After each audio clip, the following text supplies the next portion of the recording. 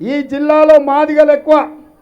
మాదిగ సోదరులు 30 ఏళ్ల నుంచి ఏబిసిడి వర్గీకరణ కోసం కొట్లాడుతున్నారు. మీ తరఫున ఢిల్లీలో మాట్లాడే వాళ్ళు లేక నరేంద్ర మోడీ చేతిలో మోసపోయి ఈ సమస్యను పరిష్కరించడానికి అవకాశం లేక ఇవాళ మేమందరం ఏబిసిడి వర్గీకరణ కోసం సంపత్ కుమార్ నాయకత్వంలో దామోదర్ రాజనరసింహ గారి నేతృత్వంలో ఇవాళ వర్గీకరణ కోసం ఢిల్లీలో సుప్రీంకోర్టులో వాదించాలి. నాకు అత్యంత నమ్మకస్తుడు సన్నిహితుడు ఉండాలి కదా ఎంపీగా. అందుకే ఏబిసిడి వర్గీకరణ కోసం ఇవాళ వంశీచంద్రెడ్డిని గెలిపించమని నేను అడిగిన. ఇవాళ నేను అడుగుతున్నా, మా ముదిరాజ్ సోదరులు ఎన్నో సంవత్సరాల నుంచి బీసీ డి గ్రూప్ల నుంచి ఏ గ్రూప్లోకి తీసుకొని రావాలని అడుగుతారు. ఈ కేసు కూడా ఢిల్లీ సుప్రీంకోర్టులో ఉన్నది. మరి మా ముదిరాజు సోదరుల యొక్క ఆలోచనను బీసీ డి గ్రూప్ నుంచి ఏ గ్రూప్లోకి తేవాలంటే సుప్రీంకోర్టులో న్యాయవాద ఉద్దండులను నియమించాలంటే వాళ్ళతోని మాట్లాడి ఆ సమస్యను పరిష్కరించాలి. అంటే వంశీచంద్రెడ్డిని ఎంపీగా గెలిపించమని నేను అడుగుతున్నా.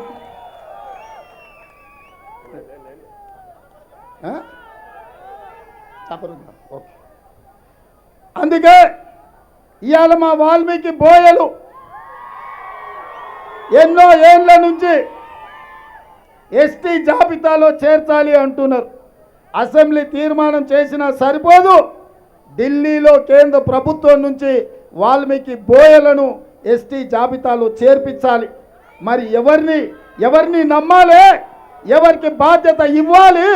అందుకే మిత్రులారా, మాదిగల సమస్యలు పరిష్కరించాలన్నా, బోయల సమస్యను పరిష్కరించాలన్నా, మా ముదిరాజు సోదరుల సమస్యను పరిష్కరించాలన్నా పాలమూరు రంగారెడ్డి ఎత్తిపోతల ప్రాజెక్టును జాతీయ ప్రాజెక్టుగా కేంద్రం నుంచి రాబట్టాలన్నా రేపటి ప్రభుత్వంలో వంశీచంద్రెడ్డి ఎంపీగా ఉండాలి.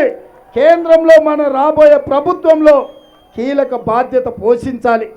అందుకే మిత్రులారా, ఇవాళ అరుణమ్మ చెప్తుంది, మోడీ చుట్టంలాగా వస్తాడు మళ్ళా పోతాడు, అమాసకోసారి పుణ్యానికోసారి వస్తాడు. 10 ఏళ్ళు ప్రధానమంత్రిగా ఉన్నాడు.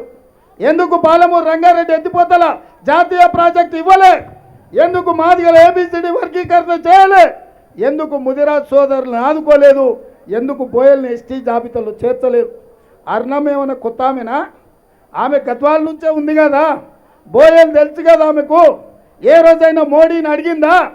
ఏ రోజైనా మాదిగల వర్గీకరణ కోసం మాట్లాడిందా? ముదిరాజుల కోసం ఎప్పుడన్నా ఆలోచన చేసిందా?